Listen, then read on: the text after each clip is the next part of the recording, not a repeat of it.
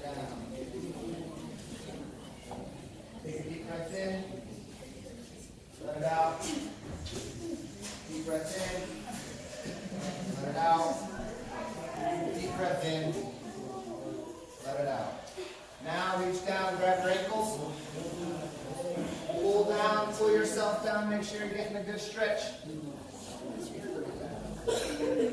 Make sure you're breathing.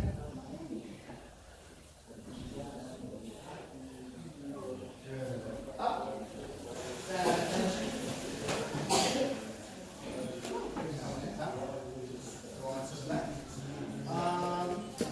Does anybody need the restroom? Now's the time before we start.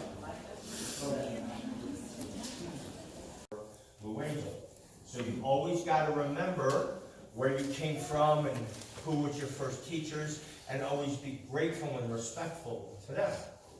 So last year, this year actually still, because of December, at the Las Vegas camp, in July, one of Mr. Angel's senior black belts was there, watching all of us do our thing.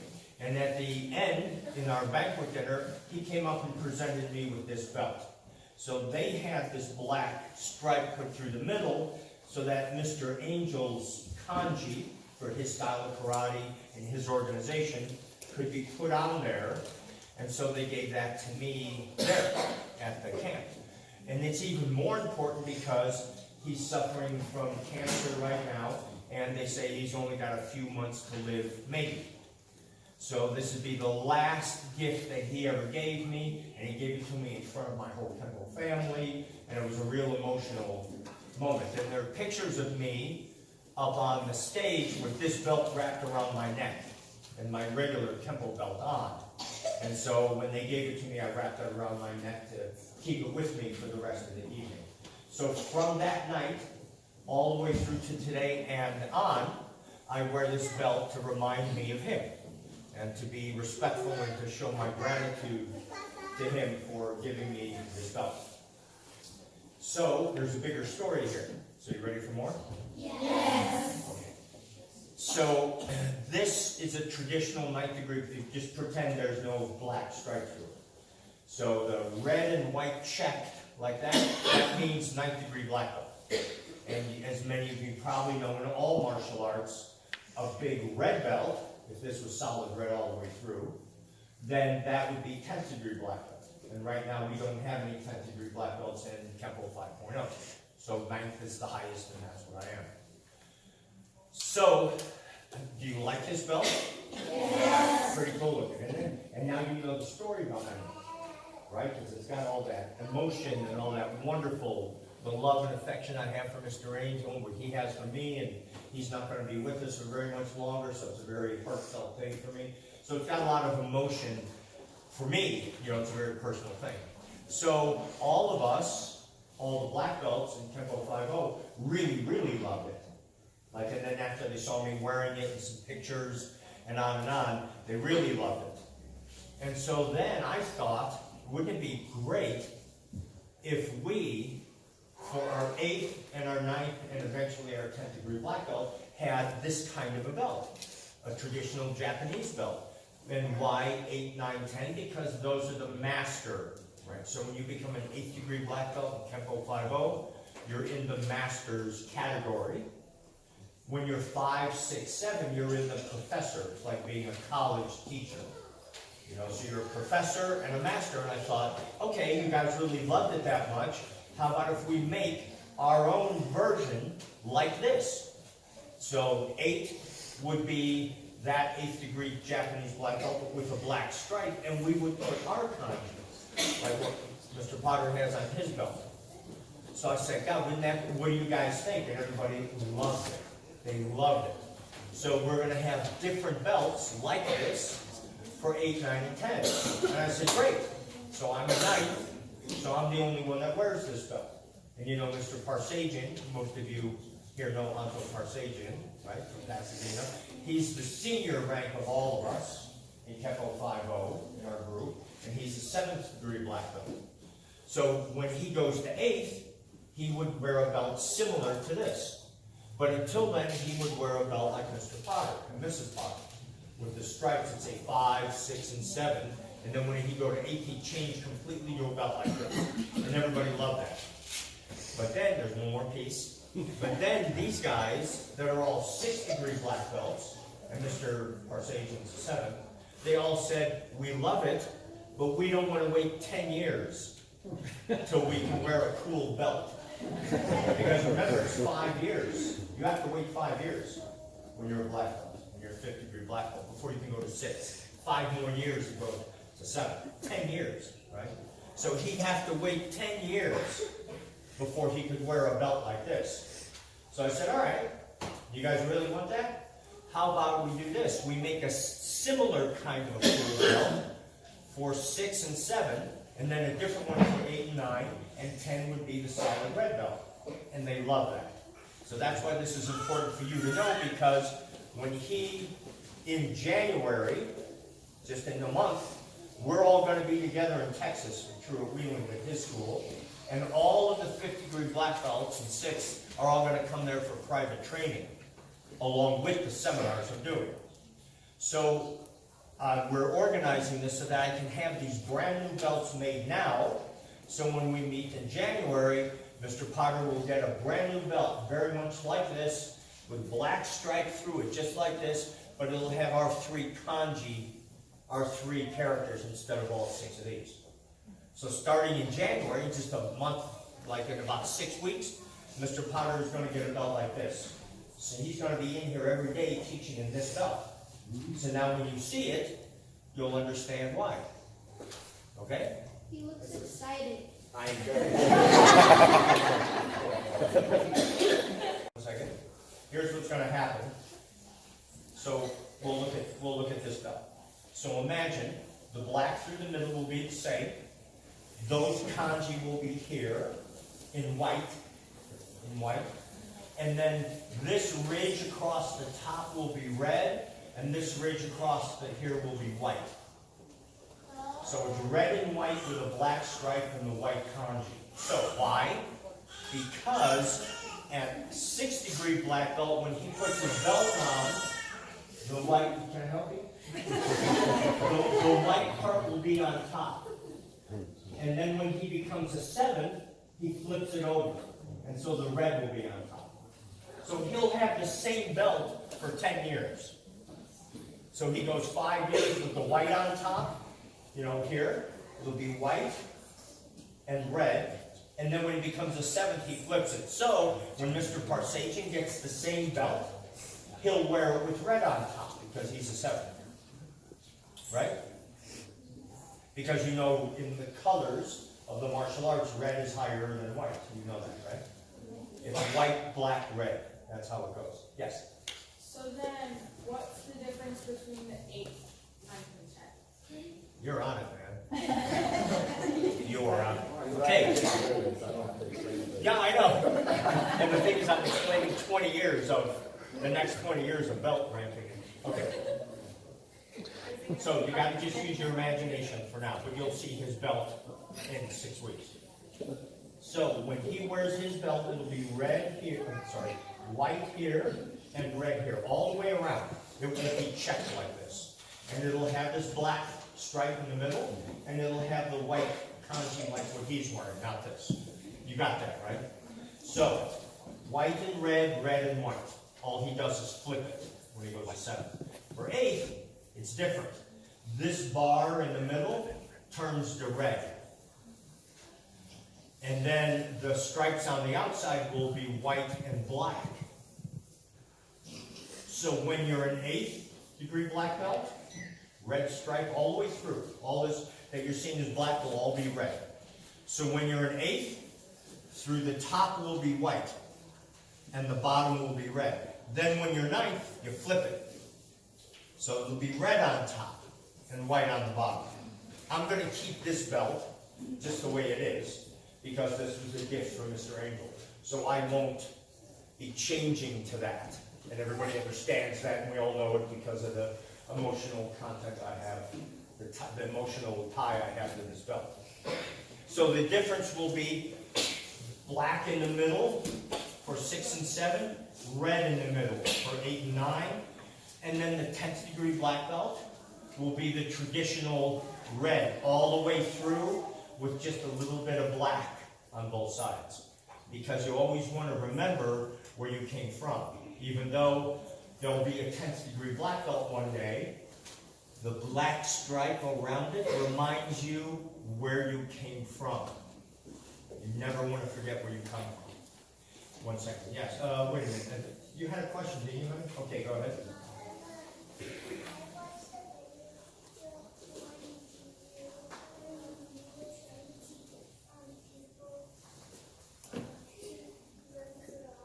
Yes.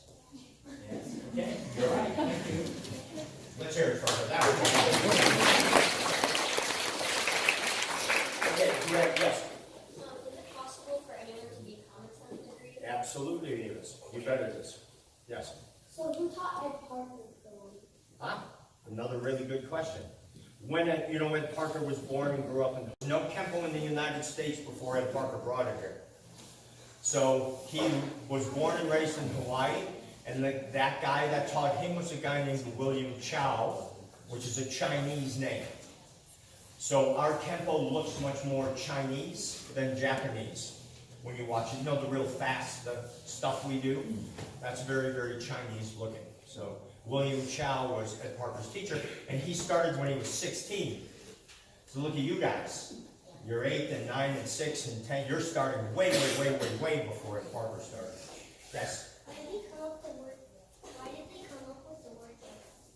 Because Kenpo is a Japanese word. So here's a little bit of history. We started in China 1,600 years ago. And the Chinese name for the karate there was Chuan Fa. So when karate all started in China, then it went to Japan, hundreds of years later. So then when it went to Japan, now you have, the Japanese language is very different than the Chinese language.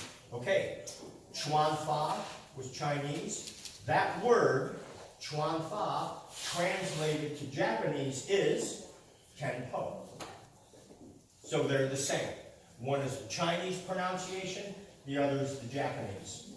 Then hundreds and hundreds of years later, Kenpo, or Chuan Fa, same thing, then went to Hawaii, which is where Ed Parker learned it, and then he brought it to the mainland, to our United States, to the mainland, in 1954.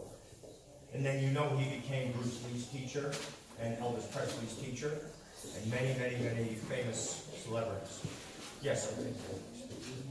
What inspired you to start karate?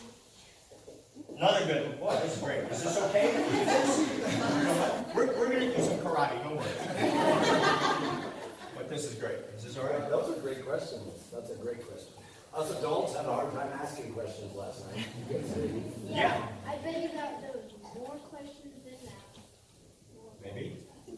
So the question was, look how me started.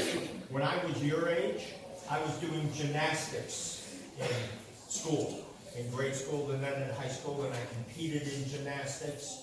And then in the summer, because I lived in Chicago, weather's kind of like this, really cold. In the winter, I did gymnastics. Well, in the summer when it was warm, I competed on the swim team, but I was a springboard diver. You know what that is? You know, when you jump off the board and you do some flips and go into the air like that? So I used to compete in that in the summer and gymnastics in the winter. So I grew up like you guys. You're all doing this athletic activity called Kenpo. Well, I did the same thing, but there was no karate around back then. So then when I finished that and I went away to college in Missouri, I had a friend there, and I knew him for like a year. And all of a sudden, out of a conversation, I find out he's a black belt in this Japanese karate. I'm like, wow, that's incredible. I've been your friend for a whole year, and you never told me you knew karate. Not only did you know karate, but you were a black belt. And I thought that was really neat, that he didn't have to be boastful about it. You know, it was like a personal thing for him. And I asked him who his teacher was, and he said a guy named Lou Angel. Right? And I said, would you introduce me to Mr. Angel, because I would like to study karate, because I was so impressed with the fact that he was so humble, that he never even said he knew karate for a whole year. Not only did he know karate, but he's a black belt. So that's so, because I did like you guys, when you were this young, you were doing an activity like this. I grew up doing athletics. So when I went away to college, there was nothing for me to do. So I was either going to find martial arts, which now you know the story of how I met Lou Angel, or I was going to look into going into professional dance, some kind of a dance. I didn't know, but it felt like the thing for me to do. Okay? Yes? 21. And I'm 61 now. So I've been doing karate for, well, this is my 40th year of doing karate without a break. Yes, sir. I used to do Kenpo karate in Idaho, and I learned the cat stance, and I was only like, Wow. and then we were moving when third time goes and then I realized that there was people here, and then I wanted to go. Do you like Kenpo here? It's pretty cool, isn't it? Yes. One more. Why did you do movies? What inspired you to get into movie business?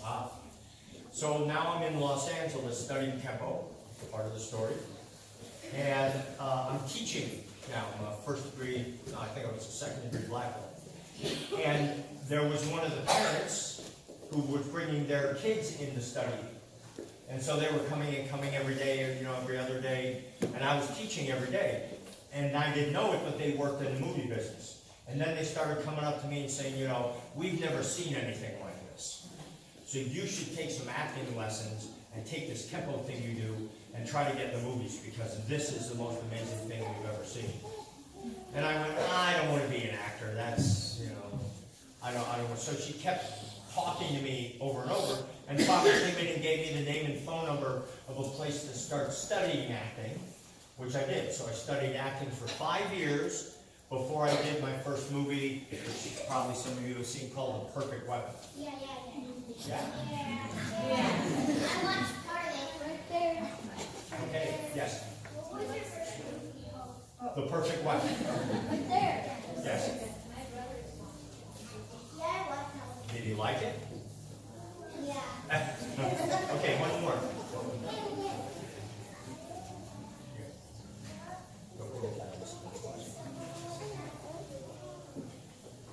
Say that again to Mr. Potter.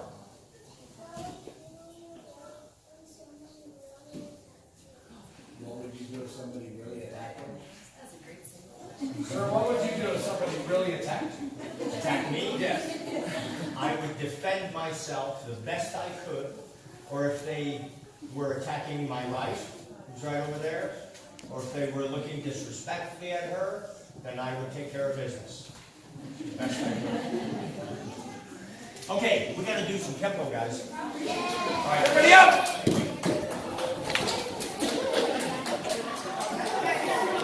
You ready to go? Come to attention. For the key-eye horse stance. Move! Up.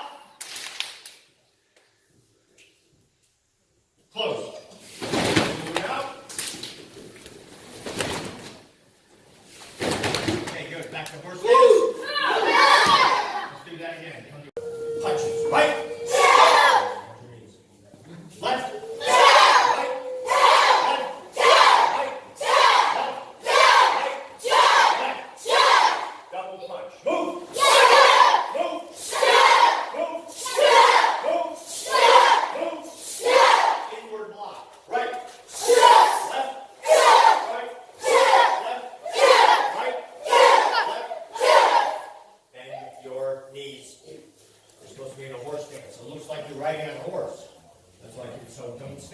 Keep low. Right. Left.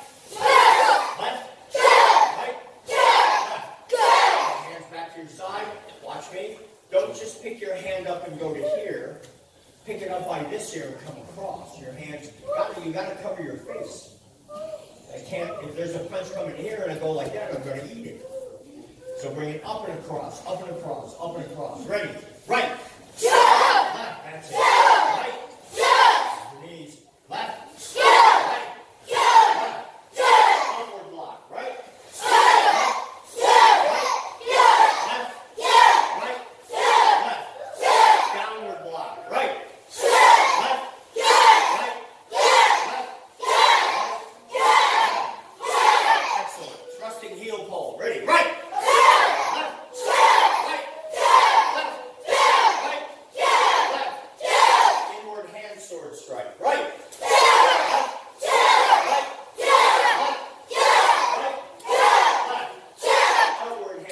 strike. Right. And your knees. Left. Right. Left. Right. Left. Very good. Hands back to your side. From the horse stance, you're going to do a front kick. So you guys in the second row come just a quarter of a step forward. There you go. There you go. Just come kick the person in front of you. Okay. From the horse stance, front kick. Ready? Right. Left. Right. Left. Right. Left. Left. Neutral box. Move. Front kick with the back leg and then go back. Do not step forward. Front row scoot forward. Okay, ready? Kick. Kick. Beautiful. Kick. Kick. Kick. Switch. Kick. Kick. Kick. Kick. Now right from there, do a drag out, roundhouse kick with the front leg, and then go back. Here we go. Kick. Yeah. Very nice. Keep your guard up. Good, good, good. Kick. Kick. Switch. Same thing. Ready? Kick. Kick. Kick. Okay, stand up and relax. Very good. Look, excellent, excellent. Trying for the nose. That's the best way to do it. So let me see you just do that first move. So hands are at your side. When I say one, you're going to pin step and kick. Ready? One. And back. Right leg forward. Ready? One. And back. Let me ask you a question. Raise your hand if you know the answer. When your right foot steps forward, at the moment you hit the ground, and at that same moment, you're supposed to hit him in the nose or in the face with your right punch. Is that correct? If you do that, what's the name of that principle? Yes. Marriage of gravity is correct. What does marriage of gravity give us, as opposed to if we did this like, what, yes? More power. More power. And it's a whole lot more power. And the bigger you get, you're all going to grow up more. The bigger you get, the more power you're going to have, because it's related to your weight. So what we're talking about now is timing. Timing, timing, timing. And hold that position. One. Very good. Now you come down on both of their arms with your forearm, correct? Sure. Switch your feet, please, sir. No, really good. He was wrong. Right foot forward. Nope. Yep. Okay. You come down, then you hook and pull them a little bit. When you come down, their head starts to come forward. So you have to be careful. This hand is here to block them so you don't get smacked in the head with their head coming down. Together. By the numbers. One. Come on. We got to do this together. We're either in this together or we're not. One. Good. When you come down and hook is two. Two. Three is the first elbow. Three. And then four is the reverse elbow. Four. Back together. Here we go. Ready? Again. One. Two. Three. Four. Back. Ready? One.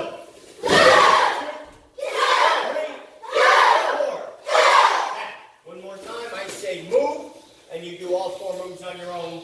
Do not break the timing you have right now, because the timing you all have right now is absolutely perfect. Here we go. Move! Again, I want to see all four moves. Everybody stay together. Here we go. Move!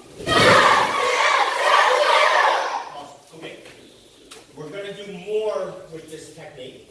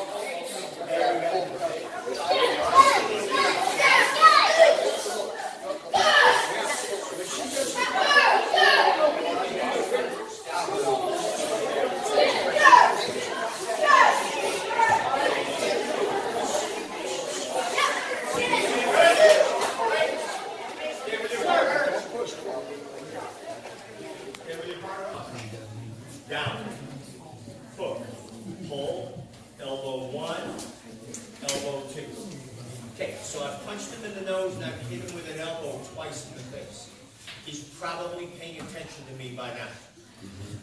Things are starting to go in my favor. So, strike down 1, 2, let this come through. You're already in the right place. Step underneath. Long kimono. See that? So one more time, and then we'll turn around and do it the other way so you can see both sides. 1, 2, 3, 4, 5, 6, 7. Okay? Watch again. Turn around. 1, 2, 3, 4, 5, 6, 7. You got it? Yes, sir. You ready? Yes, sir. Begin.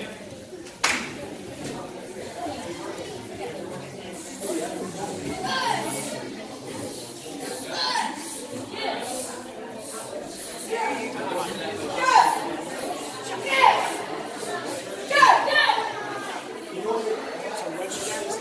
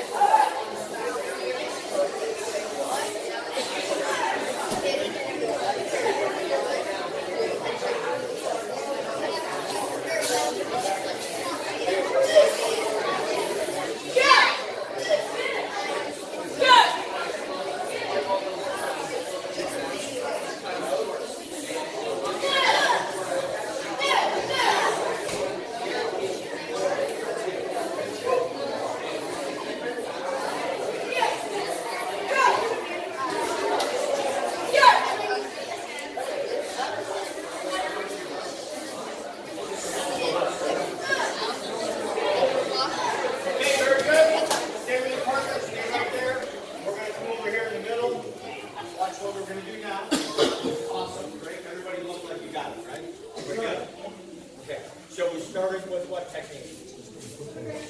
Basic progression. Then we went to what technique? Okay, so now watch what we do. From here, down, in, out, all the way around. Boom. Bam. Now that's where you finish, correct? Okay, now watch what I do. I go my foot back to here, and I move this hand out of the way, and I do a heel palm to the face. So left foot is now forward. And see where he's looking? Straight up, right? That's when he's looking up, I go down. Boom. Forward bow punch, and then round kick up under to the ribs or to the leg, whatever is available. So we start with 1, 2, 3, 4. And go into 1, 2, 3. Switch. Boom. What technique is that? Tap and mace. There you go. Good job. I'll take one of those. Attacking mace. You see it? Sure. No. You just did the block and attacking mace. I changed the block to the heel. Alright, turn around. You want to watch one more time. From this way.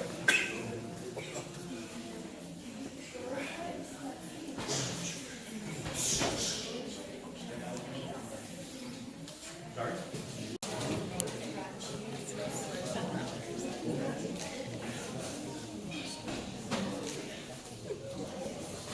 Ready? All right, let's see what you can do.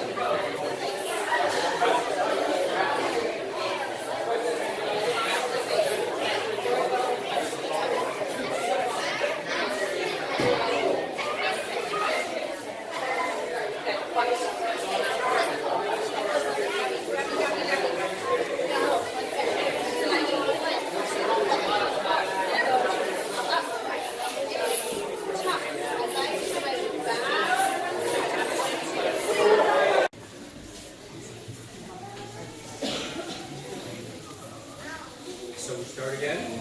See? Hit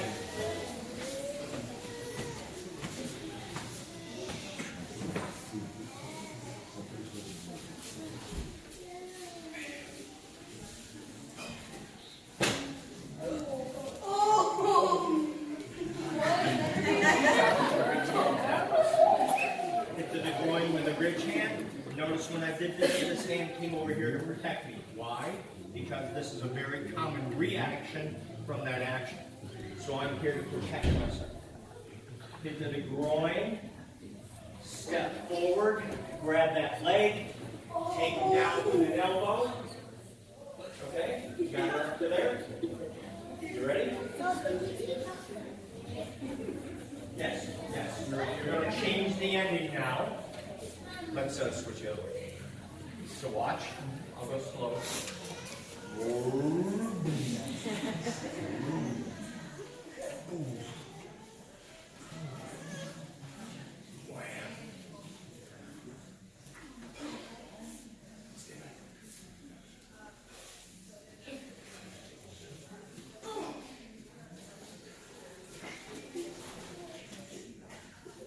Okay, you got it? All right, get to work.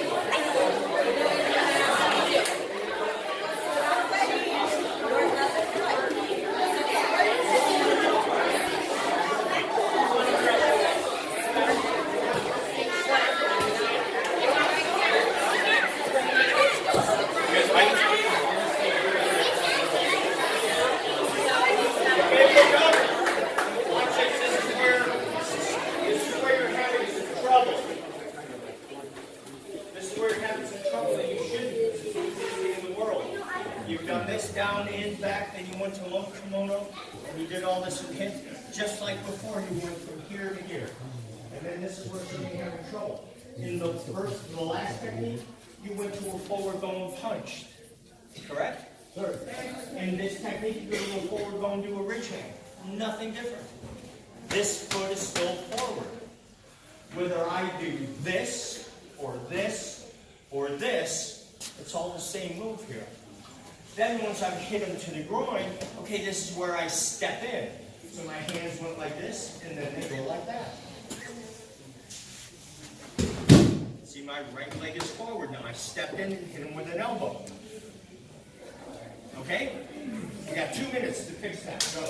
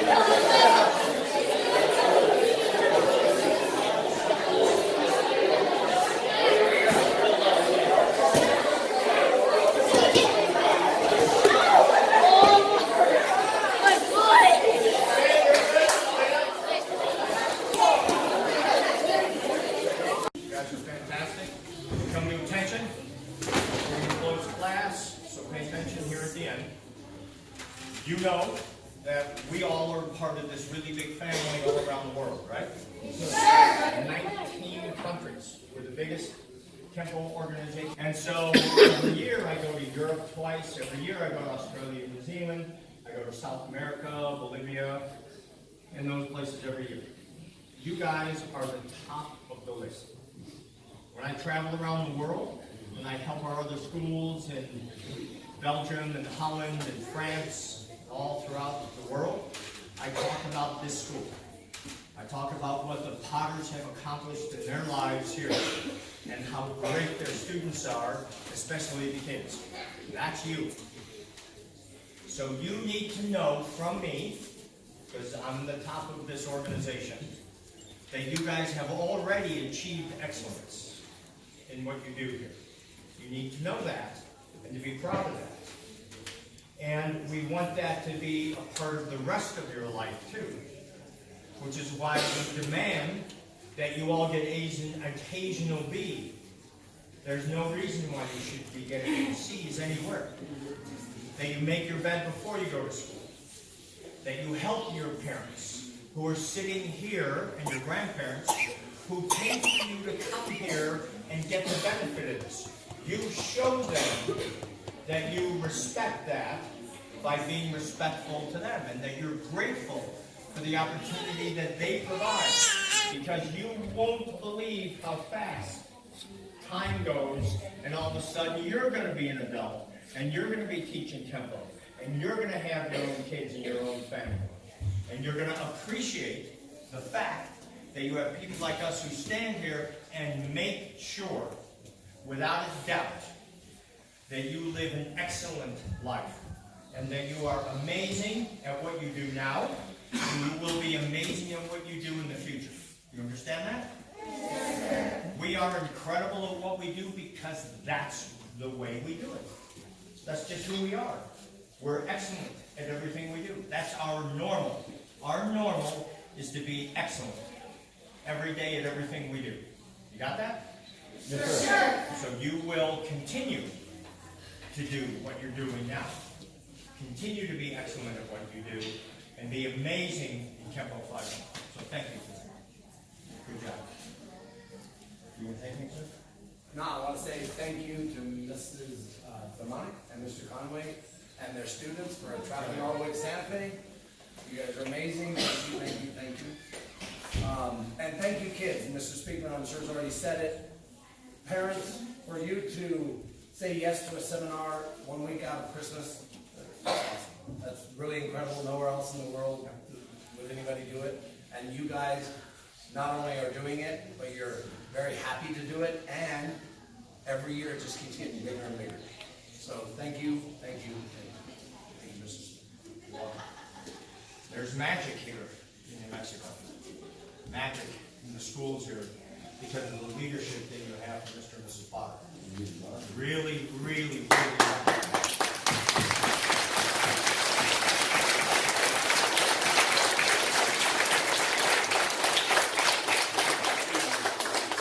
It's a great example of what you can have if you decide to lead and not follow.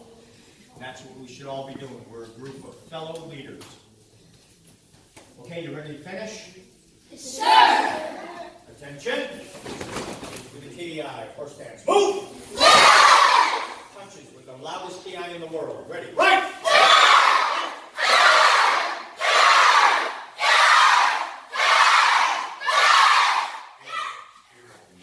Ready? Hands back. And up. Do that again. Hands to your sides. We all move together. Bend your knees in the horse stance. Here we go. Ready? Up.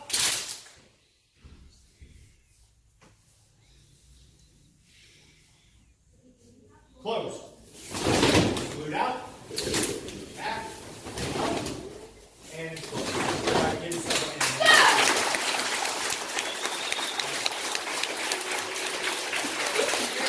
What I would like to have happen, I would love to have all of you kids turn around.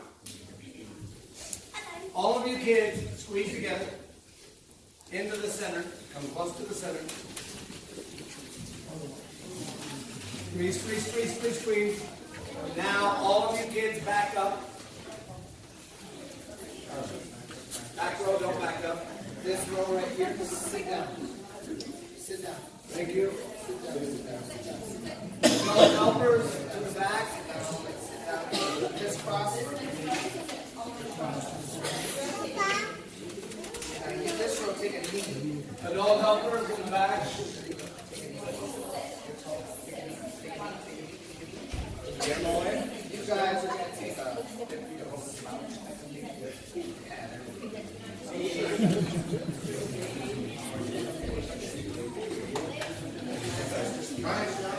I'm going to be right behind you.